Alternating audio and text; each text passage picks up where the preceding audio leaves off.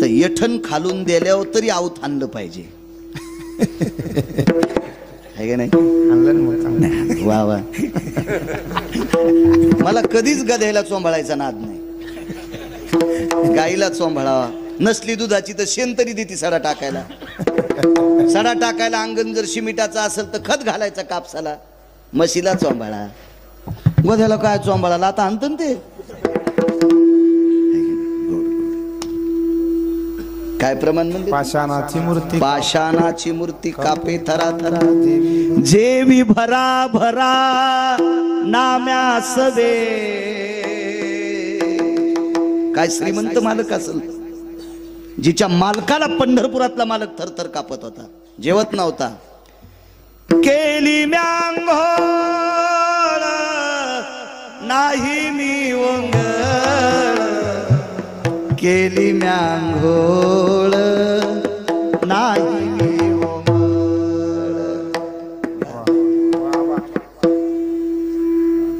शहाण्याबाईनं घातलेलं लोणचं 2 वर्षाच्या नंतर खा. वाळलं न तो पाण्यात बुडून खा तरी अर्धी भाकर आगाव खातो माणूस. शहाणेबाई तसे शहाणं का. आणि टिकल्यावालीनं घातलेलं लोणचं 4थ्या दिवशी त्याच्यावर फेदरी. हो हो, ते पाहिलं की सर्दी होती. राहू दे त्याच्यापेक्षा नकोच. अनुज तुमचे बाबा आबा हे संप्रदायाला लाभलेले अनुज भाई रत्न होते. तुमचे बाबा महाराष्ट्राच्या मातीमध्ये अनुज राजे तुमच्या बाबांचे किती शिष्य असतील हो, काय शिष्य असतील. ही जणी लोक, फार मोठी जणी लोक. वा. थरथर कापायचे मालक. अहो उत्तर भारतातला साधू होता देवा, हा दगडाला दूध पाजित होता. दगडाला उत्तर भारतातला साधू आबा, त्याचं नाव होतं कान्होगोवारी. त्याला इतका गर्व होता, म्हणजे तो पत्थर को दूध पिलाता बोले. तर साध्वी जनाबाई म्हणल्या, आपल्या मुक्ताई साहेब म्हणल्या, झिपऱ्या दाढीच आलेली त्याची. त्याच्या जटा धरायला 200 शिष्य होते. पैशावालं होतं ते. जटा धरायला 200 शिष्य आणि दाढीच आलेली म्हणल्या झिपऱ्या.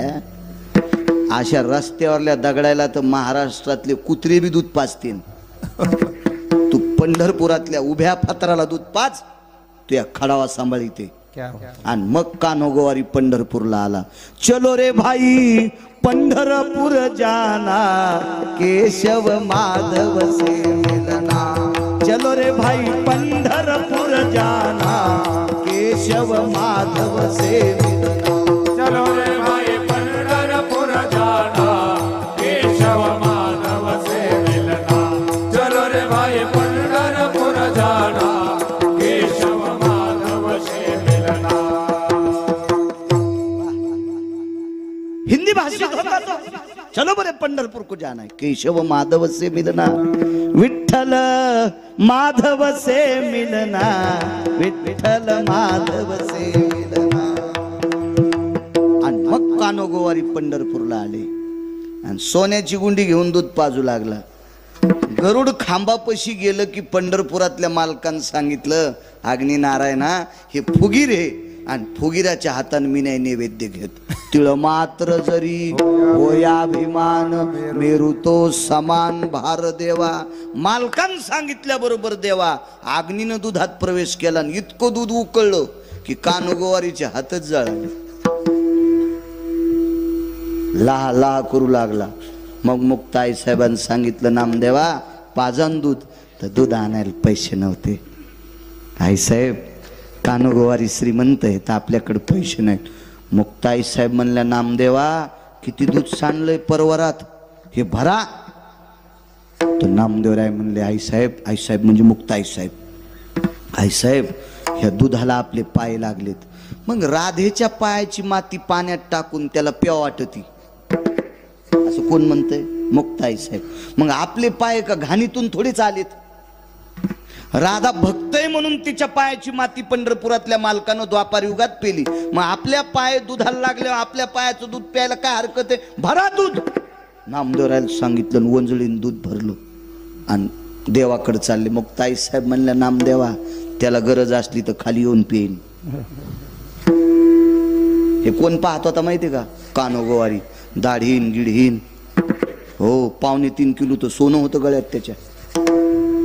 हो, असं दिसायला बोक्यावानीच उगा. वा, नुसतं दूध प्याचा देऊन असं कानोगोवारी असं पाहू लागलो. म्हणजे हे भगवान नीचे आएंगे बोले, हे तो पत्थर के भगवान है, कैसे आएंगे? आणि मग नामदेवराय खालून म्हणतात, दूध पिवो मोरे गोविंद लाला, दूध पिवो मोरे गोविंद लाला. बऱ्यापैकी चांगलं. कोणती गाय, कोणता बछडा, घरी गेल्यावर म्हणू आपण ते पुन्हा. विटेवरचा मालक खाली आला. ज्या बाईच्या मालकाला जगाचा बाप भेट होता, ती बाई किती श्रीमंत असेल? त्या बाईचं नाव राजाई. ही आतली श्रीमंती आहे. आणि वरची श्रीमंती सांगू का राजो? त्या बाईचा सासरा मुसलमानाचं भांडार सांभाळीत होता. बिदरचा बादशाह कोण होता? जातीनं मुस्लिम. मंगळवेळ्याला जे धान्याचं भांडार होतं का बा अनुजराजे, ते बिदरच्या बादशाचं होतं. आणि हे भांडार सांभाळायला दामू शेट्टी होते. परिस्थिती फक्त पोटासाठी. एका ठिकाणी एक पुरावा आला. यांचे घर किती साधे होते. वारा पाणी मुसळधारा, तेने तेने मोडीले छपरा. वारा रे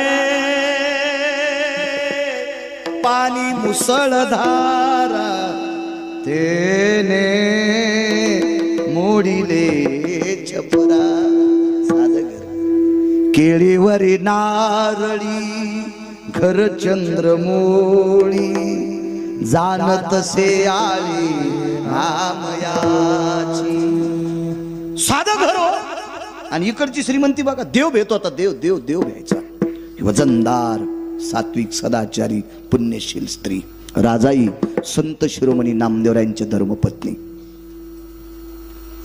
मला वाटतं या माऊलीला 4 पुत्र झाले ना. नारा विठा गोदा माता हे दोघे पुत्र, नारा विठा गोदा माता हे दोघे पुत्र, जन्माने पवित्र त्याचे वंशी, दामा दामा बापले,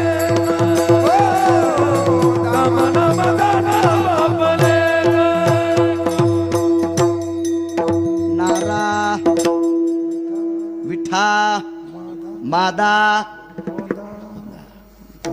4 जन्मले ते वंशी. नामदेवरायाच्या कुळात, दामोशेटीच्या कुळात हे 4 नातू जन्माला आले. 4. चौघांपैकी एकाला मुलगा झाला. त्याचं नाव होतं मुकुंद. नामदेवरायाचा वंश पुढे मुकुंदाचा वाढला. मुकुंद. काय नाव असेल नामदेवरायाच्या ज्येष्ठ सुनाचं? लाडाई. वा, लाडाईला मुकुंद झाले. हो, आपल्या वंशावळी, संतांच्या वंशावळी पाठ ठेव जा. कल्याण करेल देव तुम्हाला. जे भक्त चरित्राते प्रशंसती, तेही प्राणा परोते मजा आवडती निवृत्ते. जे भक्त चरित्राते प्रशंसती. पंढरपुरातल्या मालकाला जीवापेक्षा जास्त आवडतात. आपल्या संतांची यादी अंतःकरणात ठेवा.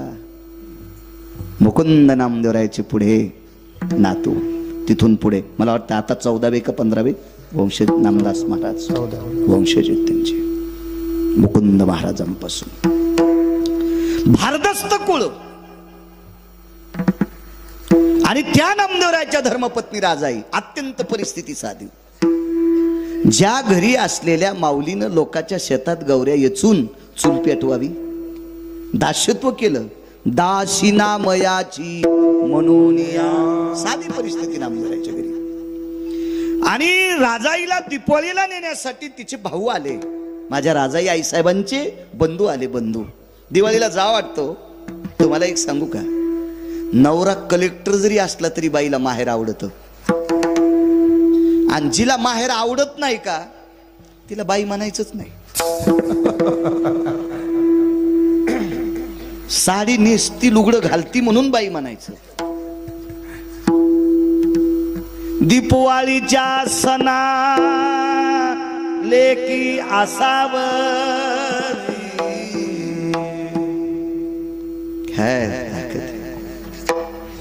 पुराणात कितीतरी पुरावे सापडतील. एक कवी लय गोड होता आबा. तो कवी एक बाई माहेरातलं वर्णन करते.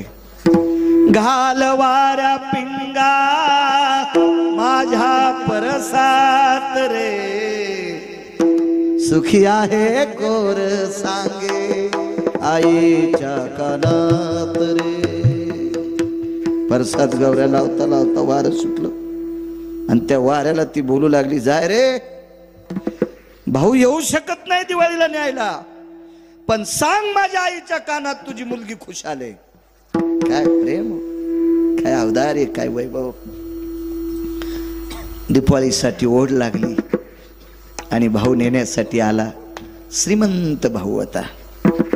राजाईचे वडील एका राजाकडे सरदार होते. सरदार आबा, त्या काळातला सरदार काय असेल तो, फार दस्त घोडे बसायला, घोड्याला चांदीच्या रिकिबा, लगाम सोन्याचा, असा फार दस्त सरदार.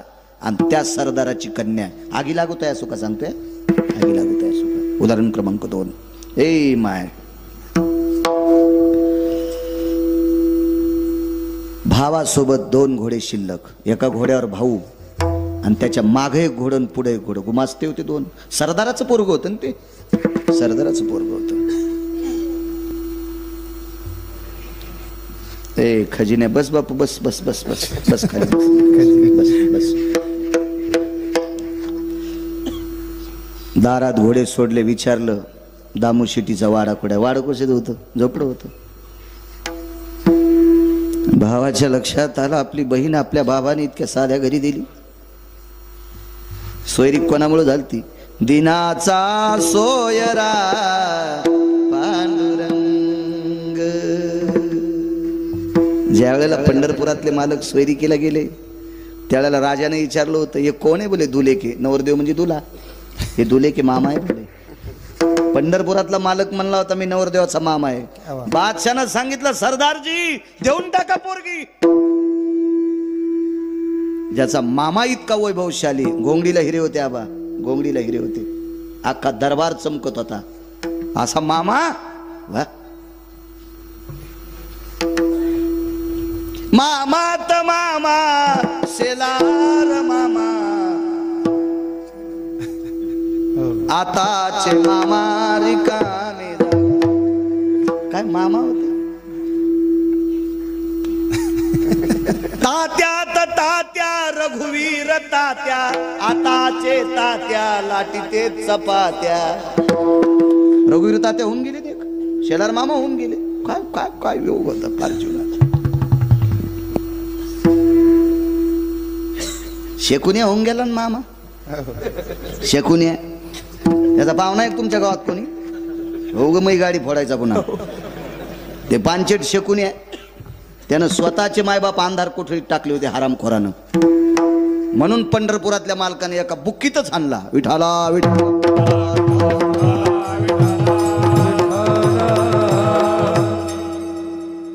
त्याला काय चोंभाळायचं रगिलाला. शकुनी नावाचे राजे होते. मुगड्या बस सुंबळ्या शकुन्या म्हणजाय त्याला. कारण देवाचे आई वडील बंदी शाळेत टाकले होते. इतकंच नाही पाप केलं, स्वतःचे मायबाप. कंस, हा कंस आहे. शकुन्या, शकुन्याचं एक सांगू तुम्हाला, ते होत कधी कधी मेमरी कार्ड. शकुन्यानं बहिणीच्या पोरायला पत्ते खेळायला शिकले. इतका हरामखोर होता शकुन्या. बहिणीच्या पोराला पत्ते खेळायला शिकायले. ते लुडो नावाचा खेळ. हो, या लुडोमुळेच कोरोना जास्त वाढला होता. थोत्रात थोत्र घालून खेळू लागले तेव्हा. हे काही मामा हलकट मामा होते काही काही. विचार केला आपल्या ताईला अशा साध्या घरी दिले, चला आदर आवाज दिला, ताई. गोणाबाईनं सांगितलं, राजा वजनात बोलायचं हो, काय सासू सुनायचं प्रेम असायचं. क्या बात है. आताच्या सासू सुनायचं पाहिलं तर सासू म्हातारी मांजरण, सून नाही तर मांजर. बोच करूच या दोघीच्या बोचकरणीत म्हातारं मंदिरात झोपायले, पोरग रानातच उसात भाकरी खाले, मिळच नाही नो कशाला. आणि पुन्हा या हरिपाठ वाचायला कशाला वाची ती दोरके, मंजुळे, कस्तुरे, अंतिके, कशाला आगाऊपणा करायची. आहिकचे धड नाही तयाची परत्र पुसशी काही. कथनी पठनी करुणी काय राणी वाचुनी वाया जाय, राणी वाचुनी वाया जाय, राणी वाचुनी वाया जाय. कथनी पठनी करुणी काय राणी वाचुनी वाया जाय, राणी वाचुनी वाया जाय, राणी वाचुनी वाया जाय.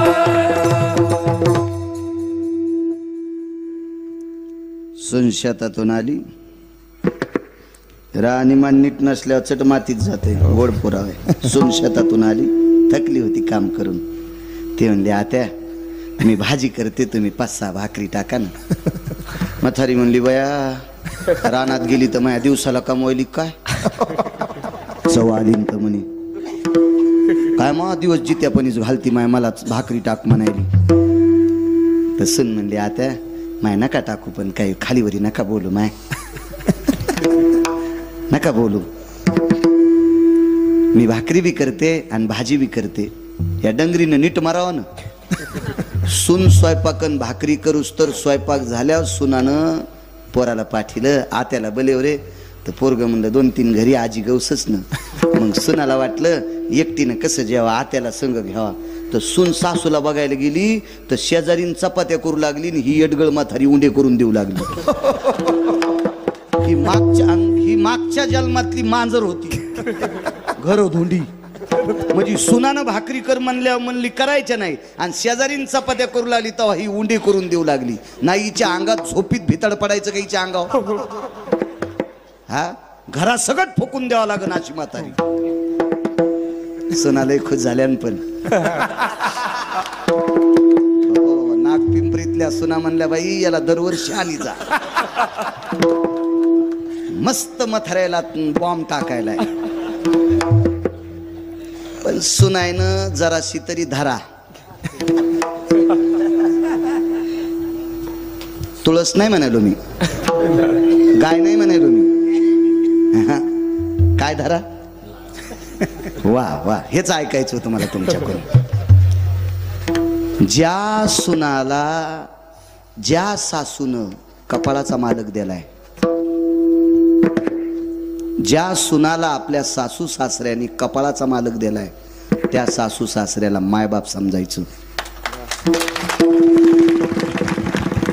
त्या सासू सासऱ्याची संपत्ती खाऊन जर सासू सासऱ्याला मायबाप समजित नसेल तर तिच्या माईला तिची भावजई राखेल टाकून फुकीन. आता सासा खुश झाल्या. ओरिजिनल डॉक्टरनं बिमारीचं निदान लावून औषध बी दिलं पाहिजे आणि पथ्य बी सांगितलं पाहिजे. त्या डॉक्टरला कोणी वाईट म्हणत नसते. आता सुना खुश आणि सासू बी खुश. नाही झाल्यावर गिरगाव करावं, दगड तरी हाणायच्या नाही, मलाच म्हणला. संसारात चांगलं वागणं माझ्या माईंडनं सगळ्यात मोठं कीर्तन आहे. नंबर 1चं भागवत त्याला म्हणायचं, नंबर 1ची पंढरीची वारी म्हणायचं, नंबर 1चा यज्ञ त्याला म्हणायचं. जे संसारातल्या लोकांसोबत नीट वागत नाहीत, रक्ताच्या नात्यातल्या लोकांसोबत नीट वागत नाहीत, जे मायबापासोबत नीट वागत नाहीत, ज्यांनी संपत्ती कमवली त्यांच्यासाठी आपण नीट वागत नाहीत, आपण लोकांसाठी चांगले वागू शकतो का? आपल्याकडे योग्यता आहे का ती? पात्रता आहे का आपल्याकडे ती? घरातल्या लोकांसाठी चांगलं वागणं काय सुना सर आवाज दिला.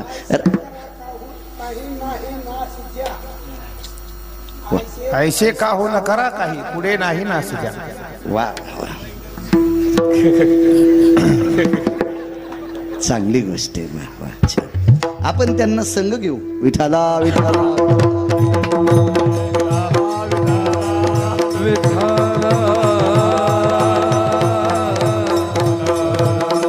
आवाज दिला. राजा राजाही नाव होत.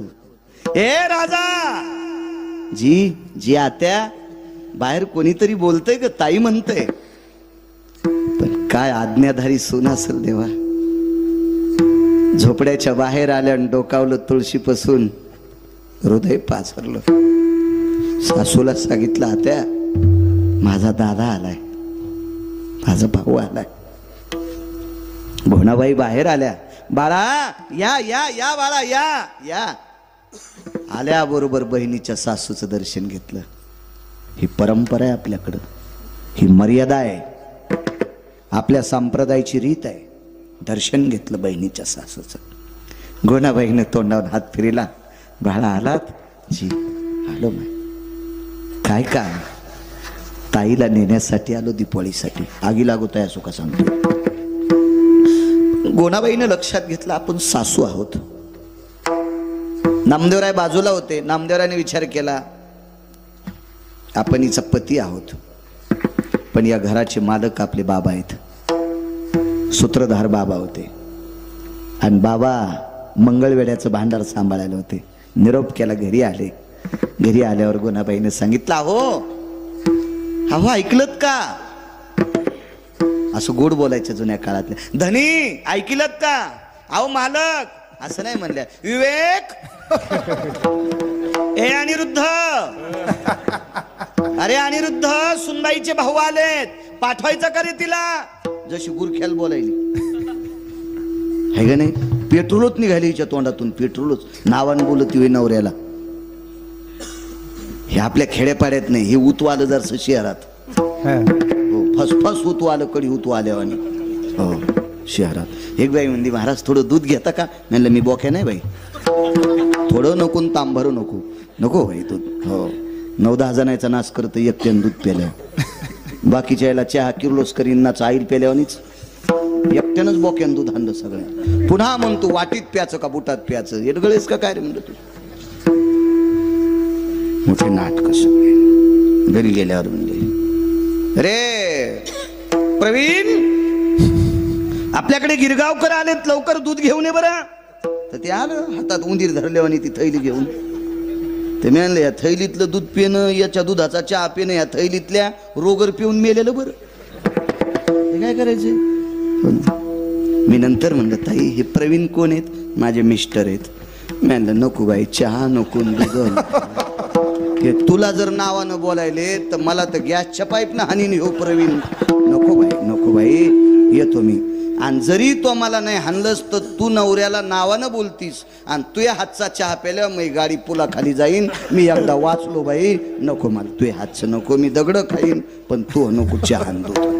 अशा काही काय भेटत नंबरी. चला ज्ञानोबाराय तुकोबारायच्या राज्यातली लोक आहेत आपण.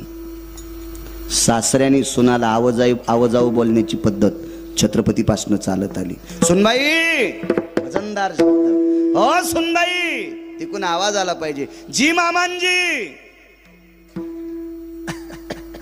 हे बी आवाजाऊ बोल ना. ए काय त्याच्यामुळं मशीन लावा लागायल्यात कानायला. तुम्हाला एक सांगू का ज्याचा पिंडात बदल होत असतो का त्याचा ब्रह्मांडात बदल होत असतो. आचारसंहिता आपण पाळायची, पुढचे पाळत असतात. वजनात बोललं पाहिजे. वजनात वजनात. लक्ष्मी बायकोला म्हणलं पाहिजे हे सावित्री, हे दुर्गा, हे वत्सला. हेच म्हातारे अरे आज तू का मशी हा करायला कशे पुढे हा करायला नाव दिले देवानं तिला. मग हे असं म्हणतात. मग त्या बी काय म्हणतात बाळे आहे का काय रे. म्हातारं मंदिराकडे गेलंय, स्वयंपाक झालाय, त्याला म्हण गिळायला ई. आपण जे पेरतो का ते उगत असते. आपण जे पेरू का ते उगत असते. आपली जागा नाही सोडायची देवा. जागा सोडली की त्या जाग्यावर दुसरं बसत असते. म्हणून एसटीत मधात जायच्या आधी खिडकीतून रुमाल टाकीत होते आणि ज्या सीटावर रुमाल पडला कोणाची मायविली त्या सीटवर बसायची. पण एक जणानं खिडकीतून रुमाल टाकला, सगळे सीट बेतले, त्या सीटवर कोणी बसलत नाही आणि मधात गेल्यावर रुमाल काढून घाम पुसू लागलं तर दुसरं बसलं.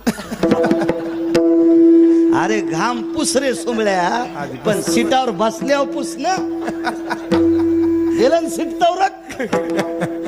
आपलं वजनदारपण बायकोला बोलण्याचं संपलंय म्हणून त्या एकेरी म्हणतात बाळा ए विवेक सीट नाही सोडायला पाहिजे. आबा सीट घेऊन जाते कोणी बी, जागा नाही सोडायची आपली. चला राजाई जी कोण आलंय? दादा आले. बसायला टाकलं. कर्मनुगती राजाईचे भाऊ आले. त्या दिवशी चुलच पेटली नव्हती, काहीच नव्हतं घरी, काहीच नव्हतं. दामू शेट्टी आले. सुनबाईनं दर्शन घेतलं, तिच्या भावानं दर्शन घेतलं. दारात 2 गुमास्ते उभे होते घोड्यापाशी. राजाईच्या भावाचं घोडं धरून आगी लागत आहे असो का सांगतोय. दामू शेट्टीनं सांगितलं सुनबाई जा 8-10 दिवस आपल्या बाबाकडे राहा, या जाऊन या या या जाऊन. वाटे लावलं. पुढे एक घोडं, पाठीमागं एक घोडं, मधल्या घोड्यावर भाऊ आणि भावाच्या पाठीमागं बहीण. ताड ताड ताड ताड ताड ताड ताड ताड ताड घोडं निघाले. 1-2 मुक्काम पडले बापू. पोचलं तिथं घोडं. आईनं पाहिल्याबरोबर आनंद व्यक्त केला. माझी ताई आलीस बाई, आलीस माझी माय. माय बापाला लेकरं लय आवडत येत, हो लय आवडत येत. किती आवडत येत लेकरं माय बापाला. एका कवीचं गोडसं वर्णन आहे, गोडसं वर्णन आहे. एका बाईला एक देव भेटला, देव भेटला आणि देवानं सांगितलं बाई तुला काय पाहिजे ते माग, तू मागशील ते देतो. काय म्हणावं त्या बाईनं? देव जरी मज कधी भेटला रे, देव जरी मज कधी भेटला, जे हवे ते माग मनाला, जे हवे ते माग मनाला. देव जरी मज कधी भेटला. काय म्हणते ती बाई? मला जर देव कधी भेटला आणि ते जे आवडेल ते माग म्हणला तर एकच म्हणीन, माझ्या आयुष्यातले काही दिवस माझ्या लेकरा बाळाला जाऊ दे, माझ्या लेकरांना माझ्यातले आयुष्यातले दिवस जाऊ दे. तिला माय आणि बाप म्हणतात. काय आवडी असन पोरगी आल्याच्या नंतर? आलीच बाई? हो माय आली. माय बापाला लेकरं किती आवडतात. माय मृत्यू पावली. माईचं पार्थिव लाकडावर टाकलेलं आहे. भरागणी नावाचा अग्नी दिला. मुलगा एकुलता एक होता. भडाग्नी नावाचा अग्नी बऱ्यापैकी अंगाला झुंबल्याच्या नंतर आपल्याकडे एक मडकं फिरवायची पद्धत आहे. फिरविला घट. आई सांगतोय, आई कीर्तन वर्ष श्राद्धाचं नाही, मला आई सांगायची फक्त. आणि ज्या वेळेला मुलाच्या खांद्यावर देवा ते मडकं देत असतात त्याला एक टपका मारतात, त्याला छिद्र करतात आणि तो गोल असं त्या प्रेताला, जळत्या प्रेताला पाणी टाकते. तर जळतं प्रेत काय म्हणतंय? दुरी सांडी दुरी बाळा वैशांतर बहु द्वाड रे, जाळी आली माझी काया तृण काष्टा समान रे. दुरी सांडी दुरी बाळा वैशांतर बहु द्वाड रे.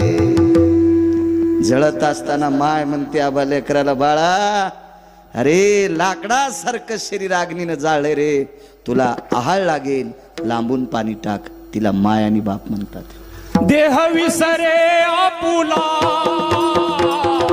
जवळ घेता शिन गेला, जवळ घेता शिन गेला,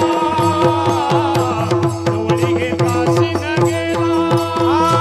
देह विसरे आपुला जवळ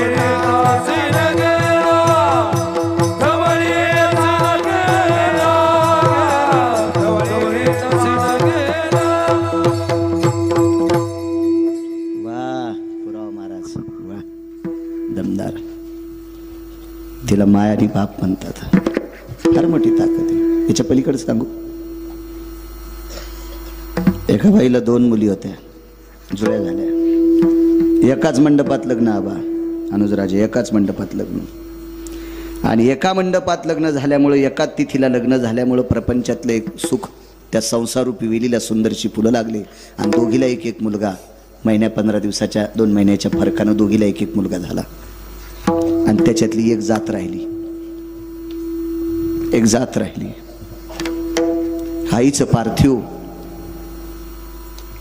भिंतीला पलंगावर टेकवलेले. सुवाशीन गेलती. याच्याकरता भाऊकीच्या गावातल्या सोयरे धायरे सगळ्या मंडळी महिला जमून तिला हळीत कुंकू लावत होत्या. सौभाग्यवती स्त्रीचा अधिकार फार मोठा असतो. जिका भाग्याची आहे आणि तिचा पती तिचा देव. पण चिमुकलं बाळ देवा रडत होतं. बऱ्यापैकी लोकांनी गाडीवर फिरवलं, पैसे दिले, बिस्किट दिले, खेळणं दिलं, पण थांबत नव्हतं. तितक्यात त्याची मावशी आली. जुळी होती. त्याची आई आणि मावशी सारख्याच दिसत होत्या. फक्त याच्या आईच्या खांद्यावर जाब होता आणि तिच्या नव्हता. एक लहान आणि मोठी, बाकी अशा ओळखू येत नव्हत्या.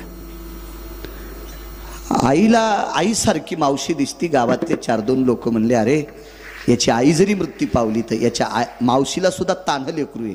हे पोरग जर शांत करायचं असेल तर मावशीचं पोरग तिच्या मालकाजवळ द्या आणि याला शांत करण्यासाठी मावशीला मनस्तानाला लाव. मावशी माईसारखी दिसत होती. आबा ही तुम्हा मला ओळखू येत नव्हती. याची माय आणि याची मावशी सारख्या.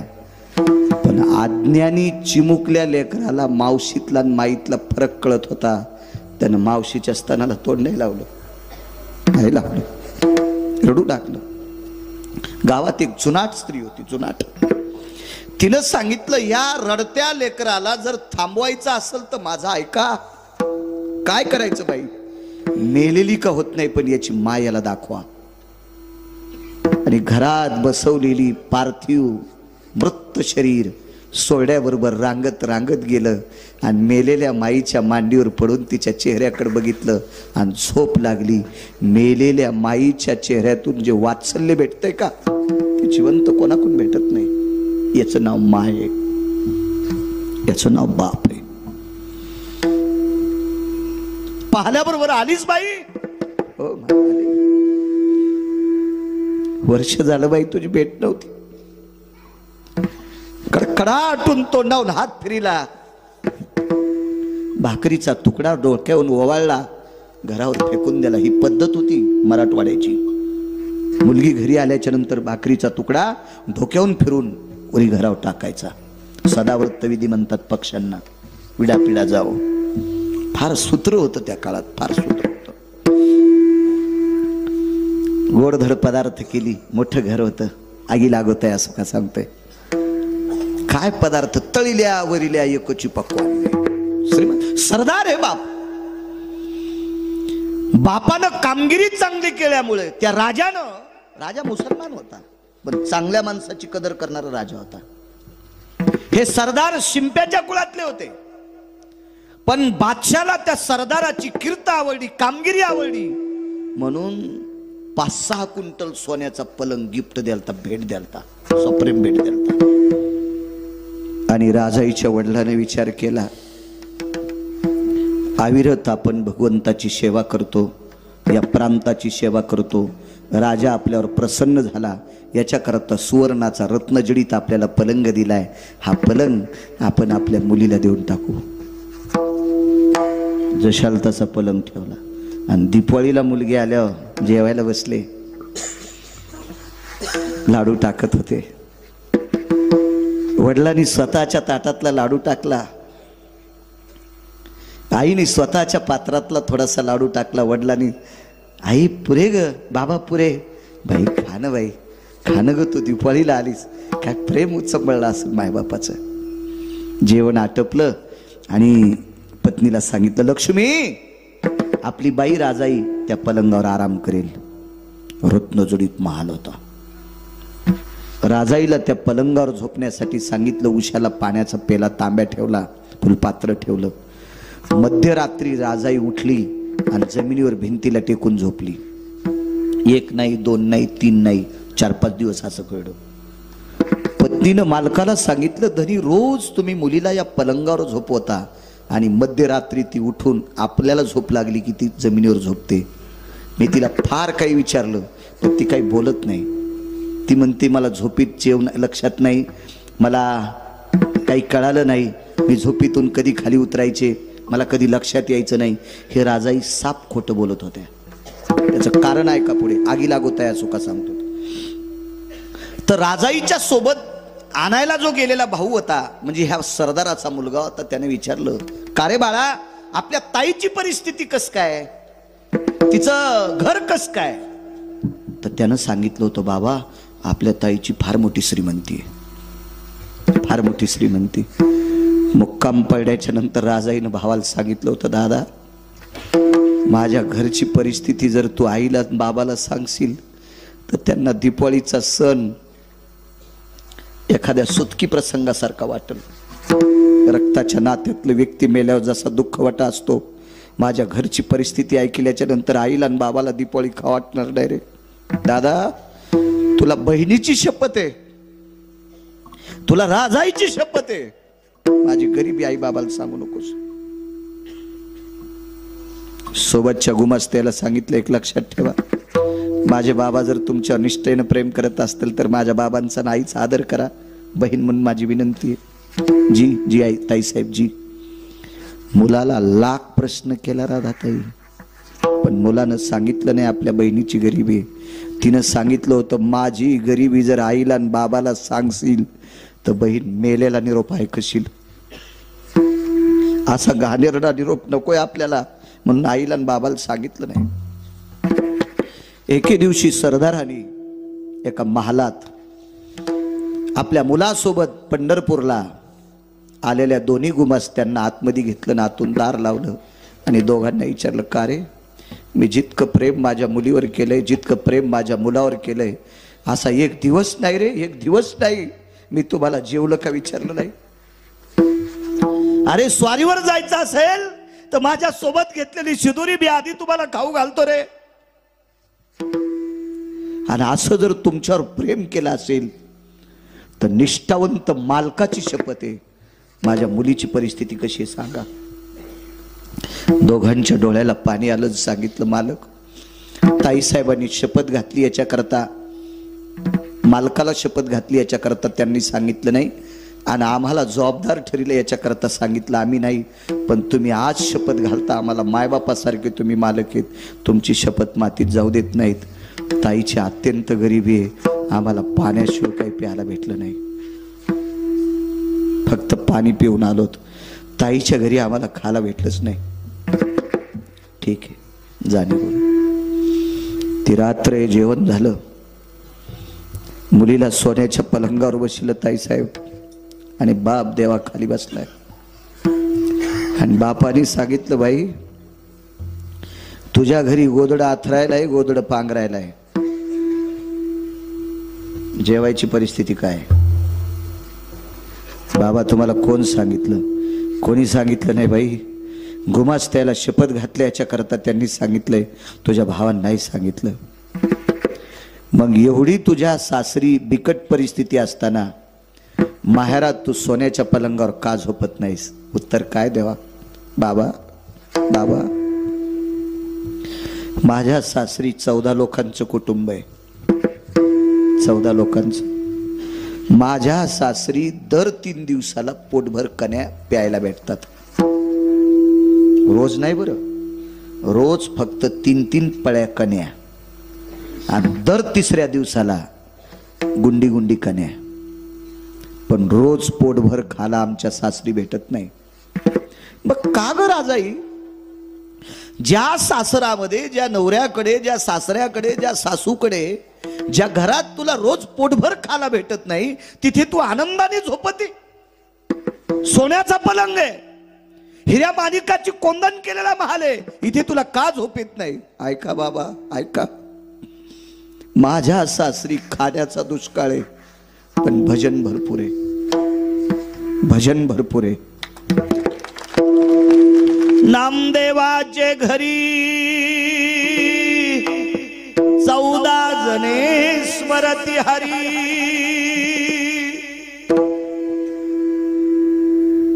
आमच्या घरात 14 जण भजन करतात.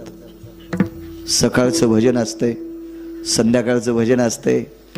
काही कामानिमित्त जर बाहेर कोणी गेले नसतील तर दुपारची धुपारती असते, दुपारचं सुद्धा भजन असते. बाबा झोपडे घरातून चांदण्या दिसत्या. तो दर 3 दिवसाला पोटभर खातो, रोज पोटभर भेटत नाही, पण पोट भरून भजन. पलंग सोन्याचा आहे, महालाला हिऱ्या माणिकाची कोंदण केली, पण इथं टाळ सुद्धा वाजलेला ऐकायला भेटत नाही. म्हणून या सुखाला आग लागो बाबा, या सुखाला आग लागो.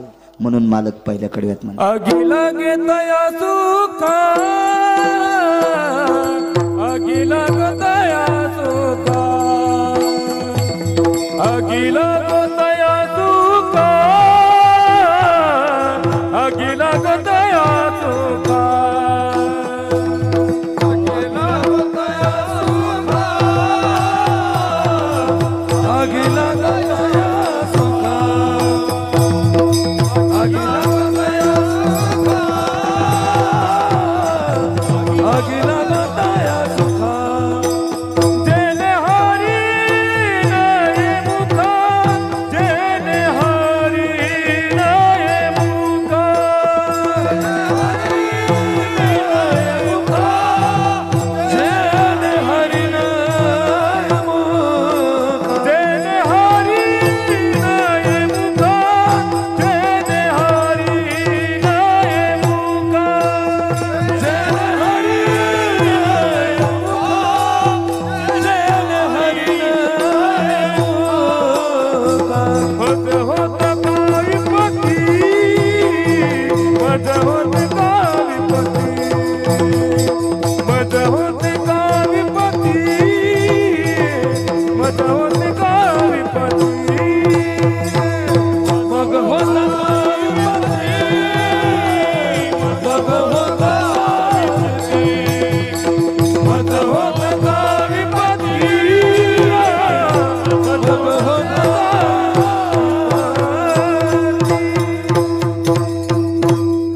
नाही झोपली सोन्याच्या पलंगावर का? तिथं भजन तर नाही, पण नुसता टाळाचा आवाज ऐकायला भेटला नाही. म्हणून त्या महालातल्या सुखाला आग लागू म्हणली आग. संत शिरोमणी नामदेवरायची पत्नी, हे जे सुख देवाचं नाव घेऊ देत नाही त्या सुखाला आग लागू. राम वनवासाला गेले, 8:30 ते 10:30 व्हायला पाहिजे, आहे का नाही नियमन? 8:45 गळ्यात येणं आलता माझ्या, आहे का? माणसानं नियमन वागावं. ट्रॅक्टर किती महागायचं घ्यावं, पण आपला बांध आला की वळीला पाहिजे. आता आगाव पण आहे, बाकीच्या लोकांना त्रास देणं, आहे का नाही? मला वाटते 10:42 झालीत, पण 5 मिनिटात पुरावा सांगतो. पहिल्यांदा आलोत ना. हो. मला वाटतं एखादी बाई जर आपल्या इथं पिठाला उसण्याला आली, उष्ण पीठ मागायला बाया येत होते ना, तर डब्यात वाटी खुपसून नका कधी येणं, पण असं उधळून का होत नाही, पण दिलं पाहिजे.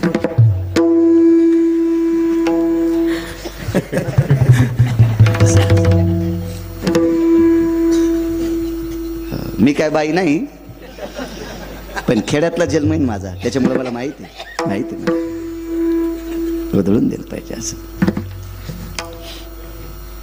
मापात पाप करू नये माणसानं. किती लांबून लोक आले तो बापू आज, किती लांब. म्हणूनच करा, हा म्हणूनच थोडं लावा. यायचं बी आबा परिसरावर प्रेम, काय गोपळी झळकतीनं आपलं तुपलं ओळखीत यायचा भाग आहे ना. हे असं असतं बघा कोणाचं. विडाला विडाला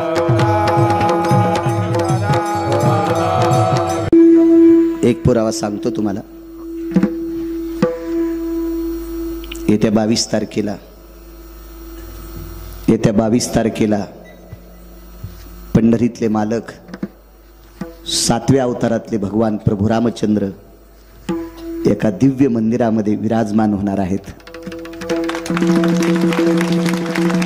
माझा मर्यादा पुरुषोत्तम ब्रह्मांडाचा नायक एका दिव्य वास्तूमध्ये विराजमान होणार आहेत 22 तारखेला, येत्या 22 तारखेला. म्हणून त्या 22 तारखेला ज्या ज्या गावातून माणसं आले त्या गावातल्या लोकांना पायाला स्पर्श करून विनंती करतो, त्या दिवशी आपल्या गावात दिवाळी साजरी करा. त्या दिवशी आपल्या गावात गुढीपाडवा साजरा करा. गुढ्या लावा, तोरणं लावा, रांगोळ्या काढा.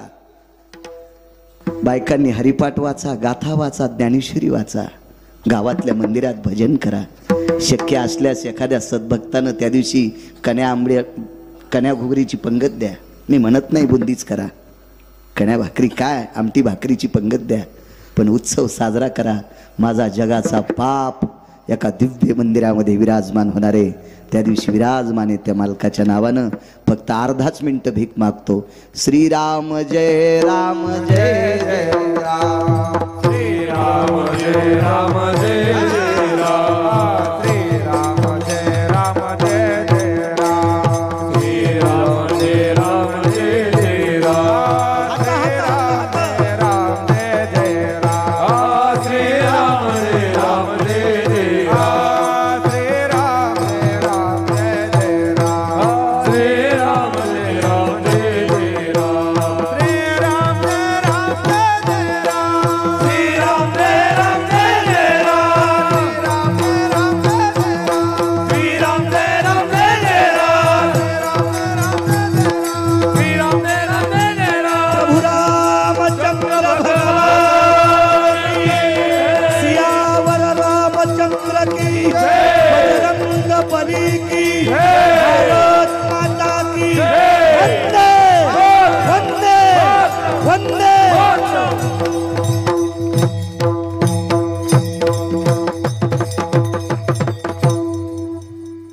बावीस तारखेला तरुणांनी पांढरे पोशाख घाला, सुंदरसा कपाळाला गंध लावा. त्या दिवशी एक फार मोठा उत्सव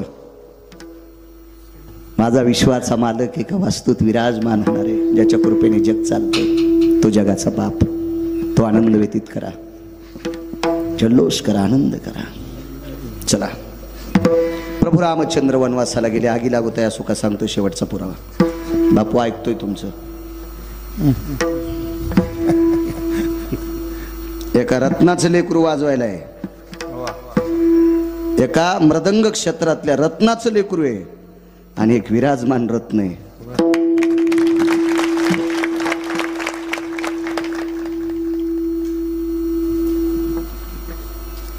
प्रभू रामचंद्र ताईसाहेब वनवासाला गेले. वनवास लखनलालजीला नव्हता, पण ज्येष्ठ भाऊ बिना चप्पलचा वनवासाला जातोय.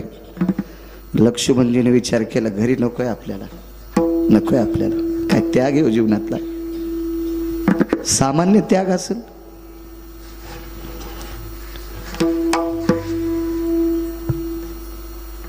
आईचं दर्शन घेतलं लक्ष्मणजीनं. डोंगरोजी गुरुजी सांगायचे, बापू रामचंद्रजी महाराज डोंगरे गुरुजी सांगायचे, लक्ष्मणजी